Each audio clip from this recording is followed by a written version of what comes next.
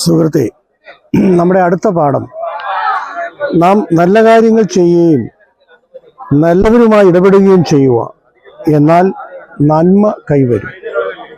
നമുക്കറിയാം, മനുഷ്യൻ നന്മയാണ്, ദൈവം നന്മയുടെ പ്രതീകമാണ്.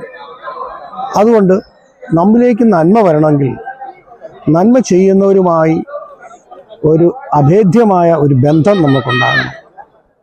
സന്മനസ്സുള്ളവർക്ക് സമാധാനം എന്നാണ് പറയുന്നത്. നല്ല മനസ്സുള്ള, നല്ല പ്രവൃത്തിക്ക് അധിഷ്ഠിതമായി ജീവിക്കുന്ന വ്യക്തികളുമായുള്ള ഒരു സുഹൃത്ത് ബന്ധമാണ് നമ്മുടെ ജീവിതത്തെ നന്മയിലേക്ക് നയിക്കുന്നത്.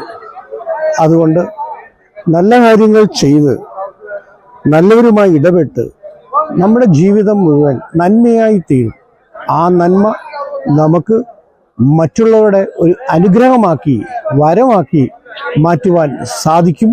അതിനായി ദൈവം നിങ്ങളെ അനുഗ്രഹിക്കട്ടെ.